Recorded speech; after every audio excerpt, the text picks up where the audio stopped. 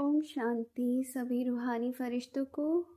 कैसे हैं आप सब लोग? होप सो कि सब बहुत अच्छी है।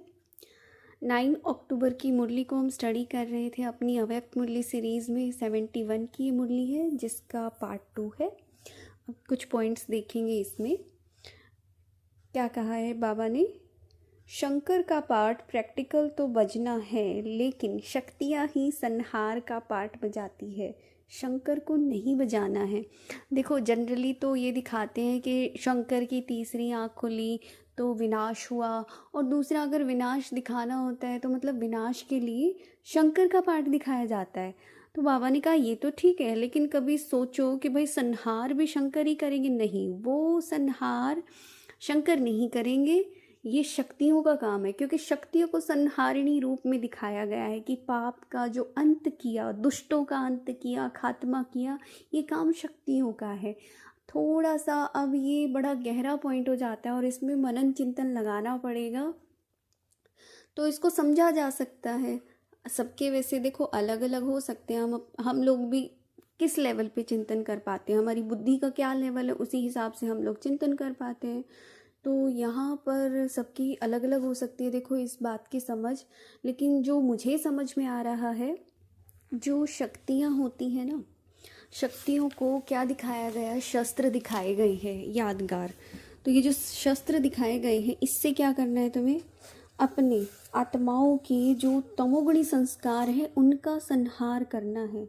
ये कर्तव्य है कि अपनों का भी संहार करना है और दूसरों का भी संहार करना है। और शक्ति का मतलब यहाँ सिर्फ ये भाई बहन वाली दृष्टि से मत देखना, क्योंकि हम हैं आत्मा, तो आत्मा ना तो स्त्री है ना पुरुष है, ठीक है? ये मेल और फीमेल तो हम बॉडी के अंदर आके ही अपना जो भी है मतलब एनर्जी दोनों होती है, ठीक है? उसमें ये होता है कि जो शरीर हम लोगों को मिला होता है, फीमेल का शरीर मिला है तो फीमेल एनर्जी जो होती है थोड़ी डोमिनेंट होती है, और अगर मेल का शरीर आपको मिल गया है तो मेल एनर्जी थोड़ी डोमिनेंट होती है। बाकी दोनों एनर्जी एग्जिस्ट करती है और इसी के बैलेंस को शिव शक्ति कहा जाता है। तो शक्ति का माना ही शक्ति, और शक्ति मेल के अंदर भी होती है, फीमेल के अंदर भी होती है। तो अपनी इस शक्ति से संहारी रूप बनना है, क्योंकि तुम ओरिजिनल क्या हो? आत्मा हो, एनर्जी हो, और इस एनर्जी को तुम्हें डिस्ट्रक्शन में लगाना है या क्रिएशन में लगाना है, ये चीज़ देखने वाली होती है। कि डिस्ट्रक्शन कह लो या कंप्लीशन कह लो, ख़त्म भी करना है तो किसको करना है? डिस्ट्रक्ट करना है अपनी बुरी चीज़ों को, बुरे संस्कारों को, अवगुणों को, और ये दोनों को करना है, चाहे वो ब्रह्मा कुमार है या ब्रह्मा कुमारी है, चाहे भाई है या बहन है। और फिर आती है बात क्रिएशन की। क्रिएशन के अंदर हम क्या करते हैं? अपने अंदर ही वो सतयुगी गुणों को लेकर आते हैं, अपने अंदर पॉजिटिव डैटी गुणों को लेकर आना, ये हो गई क्रिएशन। फिर आता है शंकर का रूप, तो यहाँ पर है कंप्लीशन, की कंप्लीट कर देना उस साइकिल को, सर्कल को। और देखा जाए तो जो शंकर जी हैं उनका जो रूप दिखाया गया, ऐसे देखो कोई है तो नहीं सूक्ष्म में, हर किसी के अंदर ये तीनों चीज़ें विद्यमान है। थोड़ा अगर मतलब छोटे लेवल पे देखें तो, और जब हम, ये हो गया माइक्रो लेवल, ठीक है? मैक्रो लेवल पे यानी कि बड़े लेवल पर जब आप देखोगे तो इस सृष्टि को विनाश कह लो या अंत कह लो या ट्रांसफॉर्मेशन, वैसे तो ट्रांसफॉर्मेशन ही है। फालतू की चीज़ें अगर ख़त्म हो रही हैं, देखो घर जब टूट कर नया बनता है तो बहुत सारा मलबा, ये वो सब, देखो ये चीज़ें तो होती ही हैं। तो इसका मतलब विनाश करना नहीं होता, बना रहे हैं तो जाहिर सी बात है तोड़ फोड़ तो होगी, फालतू की एक्स्ट्रा चीज़ें निकाल के भी फेंकी जाएंगी। तो उस समय पर क्या होता है कि हम जो इस मानव सृष्टि पर हैं, ये आत्माएं अपना जो है ना द्वार, ये सृष्टि खुद को खुद ही एडजस्ट कर लेती है, क्योंकि इतनी ज़्यादा डिग्रेड हो गई है। जो प्रकृति है, धरती है, ये पांचों तत्व हैं, ये अपने एक्सट्रीम फॉर्म में आकर प्योर बनेंगे, ठीक है? और वो एक्सट्रीम फॉर्म में आना, दैट मीन्स, अब देखो यहाँ से ये किसी का कार्य नहीं है। शंकर का अगर देखा जाए ना तो सिर्फ और सिर्फ निमित्त बनना हो गया, और वो भी सारी आत्माएं निमित्त बनती है, कोई एक नहीं बनता है। कि हम लोगों ने क्या किया, इतनी ज़्यादा ग्लोबल वार्मिंग कर दी, मतलब कि दुनिया भर की फैक्ट्रियाँ, धुआं, पोल्यूशन, इतनी सारी गाड़ियाँ रोड पर उतर गई, इतनी सारी जो एसीज हैं, मशीन्स हैं, इनसे जो हीट निकल रही है, गर्मी निकल रही है, सारी कहाँ जा रही है? वायुमंडल में, एटमॉस्फेयर में।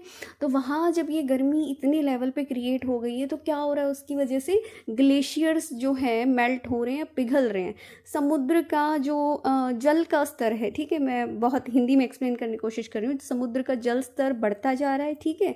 उसके बाद जो प्लेट्स होती हैं, हमारे जो 7 महाद्वीप है, कॉन्टिनेंट्स हैं, ये सब ना प्लेट्स हैं, 7 प्लेट्स। अब जैसे प्लेट्स होती हैं ना जिसमें खाना खाते हो, तो ये सारी की सारी प्लेटें घूम रही हैं किस पे, अब ये वर्ड शायद माफ़ करना सबको नहीं पता होंगे, एस्थीनोस्फीयर होता है, क्योंकि मैंने सब कुछ स्टडी कर रखा है इसलिए मैं बोल पा रही हूँ। एस्थीनोस्फीयर होता है, तो जो अपनी मतलब रेडियो एक्टिव मिनरल होते हैं, ठीक है, रेडियो एक्टिव मिनरल, जिसको हम बोल दें कि मैग्मा बोल दो, आप मैग्मा कह लो, ठीक है। तो उसके ऊपर ये सारी की सारी प्लेटें घूम रही हैं। ओशियन यानी कि जो समुद्र है, ठीक है, समुद्र का भी लेवल हो गया और कॉन्टिनेंट्स होंगे, तो ये सारी प्लेट्स घूम रही हैं और ये जो है अपना स्थान चेंज करती हैं। हर इनकी स्पीड बहुत बहुत, जैसे वो घंटे वाली सुई दिखती नहीं है ना आपको, लेकिन वो चल रही है, तो सेम इसी स्पीड से। तो हम लोगों को नहीं पता चलता, बाकी चल सब कुछ रहा है। ये धरती भी घूम रही है, ठीक है, हम और धरती चारों, सूरज के भी चारों ओर घूम रही है और अपने अपने एक्सिस के ऊपर भी घूम रही है। ये कॉन्टिनेंट्स भी सारे घूम रहे हैं। हम 1 घंटे पहले जिस जगह पे थे ना, आपको सच में सोच के हैरानी होगी, 1 घंटे बाद हम उस स्थान पर हैं ही नहीं। आपको क्या लगता है हमारा स्थान भी फिक्स नहीं है, सब कुछ घूम रहा है ये चारों ओर। तो क्या होगा, भूकंप आ रहा है, बाढ़ आ रही है, ठीक है, उसके बाद बाढ़ आएगी, ठीक है। अंदर में जो टेंशन क्रिएट हो गई है पोल्यूशन की वजह से, जो हम लोगों ने करा है, ये सब कुछ चेन में चलता है, तो ज्वालामुखी फटेंगे, ठीक है, क्योंकि अर्थ अपने आप को अब बैलेंस करना चाहेगी, ठीक। तो वहाँ पे क्या होगा, ज्वालामुखी के थ्रू विस्फोट होगा बहुत बड़ी लेवल पे, क्योंकि अंदर में जो रेडियो एक्टिव मिनरल्स हैं वो क्या हो चुके, एक्टिव हो चुके हैं, ठीक है। जब उनको बाहर निकलने का रास्ता नहीं मिलता है, तब आते हैं अर्थक्वेक, जिसको हम भूकंप बोलते हैं, और जब उनको बाहर निकलते हैं तो वो ज्वालामुखी के रूप में फटते हैं। तो ये वाली चीज़ें होंगी। अच्छा, उसके बाद मूसलाधार बारिश हो रही है, बारिश हो रही है, ग्लेशियर टूट टूट के गिर रहे, पहाड़ टूट टूट के गिर रहे। ये सारी घटनाएं, कोई इंसान थोड़ी ना बैठ के पहाड़ के ऊपर उसको तोड़ रहा है या वो भूकंप लेके, नहीं, ये नेचुरल एक्टिविटीज़ होंगी। ये हो गया शंकर का रोल। तो समझ में आ गया शक्ति और शंकर का रोल। ये बहुत मतलब बहुत डेप्थ का टॉपिक है, इस पे तो और भी जाया जा सकता है। मेन बात है समझने की, कि समझो भगवान क्या कहना चाह रहा है। वो सिर्फ छोटी सी, मैं जिस दिन ये स्टार्ट की थी ना सीरीज़, मैंने उस दिन सिर्फ ये चीज़ बोला था कि देखो, वो तो 2 शब्दों में अपनी लाइन बोल के निकल जाता है, उनके पीछे गहरे अर्थ इतने हैं ना। ये बात ऐसे ही नहीं बोली जाती कि तुम सागर को शाही बनाओ, जंगल को कलम बनाओ, ये हकीकत है, ठीक है। अभी इनकी एक्सप्लेनेशन बहुत बहुत गहरी है, वो समझने वाले के ऊपर है। चलिए नेक्स्ट इम्पॉर्टेंट पॉइंट पे आ जाते हैं। विशेष आत्माओं के लिए सच्चाई सफाई शब्द का अर्थ भी बहुत गहरा है, गुह्य है। 1-2 के प्रति दिल में बिल्कुल सफाई हो, जैसे कोई बिल्कुल साफ चीज़ होती है तो उसमें सब कुछ स्पष्ट दिखाई देता है ना, एकदम क्लियर दिखाई देता है ना, साफ होगा। और मान लो साफ नहीं होगा तो क्या होगा, हमें भी उसको मतलब हमें लगेगा अरे कि ये क्या है, मतलब दाग धब्बे ये सब दिखाई देगा। लेकिन वो क्या हो गया, वो कमी उसमें नहीं है, उस दर्पण के अंदर है, ठीक है। तो तुम्हारा दिल भी एक दर्पण है, जिसके अंदर कोई दूसरा अपना चेहरा देख सके। तो उस तुम्हारे दिल में दाग होंगे ना, तो वही दाग तुम्हें उस दूसरे चेहरे को, यानी कि वो वैसी हरकतें करेगा जिस तरीके की कमियां तुम्हारे अंदर हैं, ठीक है।